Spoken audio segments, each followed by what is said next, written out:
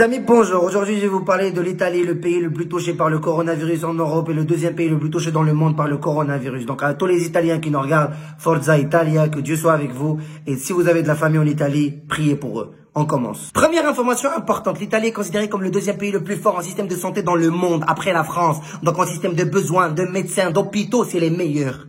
Ils sont en galère. Donc, message à tous ceux qui ne respectent pas le confinement et qui continuent à sortir dans la rue. Ils disent, moi, Corona, j'ai pas peur. Moi, j'ai mangé l'oubien toute ma vie. Moi, peur Corona, c'est quoi pour moi? Moi, je vais au hammam tous les jours, tu me dis Corona. Mon ami, ils sont presque 1000 morts par jour. Ils sont plus de 80 000 cas positifs. Ils sont en plus 9000 décès, 9000 morts. Là, on parle de gens. C'est pas un film. Là, c'est pas une série. Là, c'est vraiment, il y a des gens morts. Donc tu restes chez toi, ok? Faut savoir qu'au début, les Italiens, ils étaient convoyés. Moi, ils croyaient que le coronavirus était loin, était en Chine, que ça n'a jamais nous touché, que comme quoi c'était juste une maladie passante, qu'il n'y aura pas de mort, que comme quoi on va continuer de vivre. Du coup, ils incitaient les gens à sortir. Et c'est là où l'Italie s'est pris en retard. Les Italiens, ils se sont rendus compte que c'était dur et que c'était vrai et que c'était vraiment dangereux jusqu'au jour où ils ont vu ce qui s'est passé à Bergame, dans le nord du pays, quand il y avait les médecins et les infirmières en pleurs parce qu'il n'y avait plus de lit pour les patients.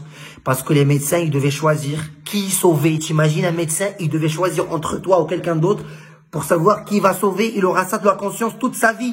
Et toi, tu veux pas rester chez toi. Là, on rigole pas. Toi, tu as juste la fièvre et tu dors, tu as mal. Tu dis, aïe, là on parle du corona, ça tue des gens. Reste chez toi, Allah yarham pas. Une autre information à celui qui ne veut pas rester à la maison et qui veut mettre en danger les autres. Est-ce que tu sais, cher ami, qu'il y avait plus de place dans les cimetières? Ça veut dire, est-ce que toi, tu pensais un jour qu'il y aura plus de place dans les cimetières parce qu'il y a beaucoup de morts?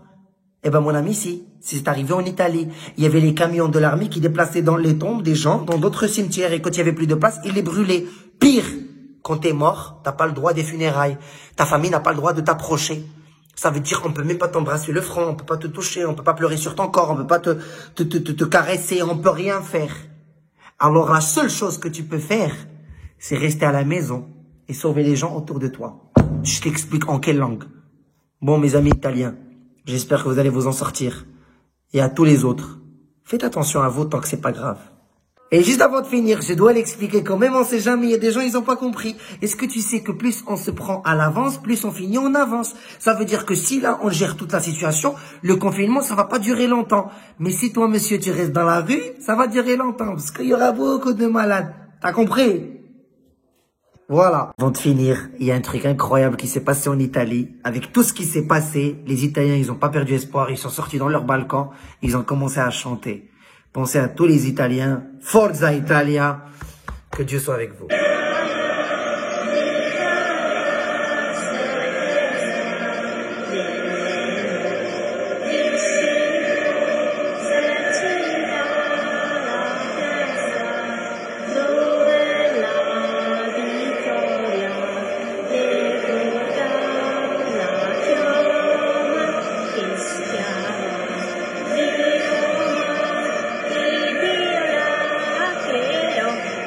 Bum.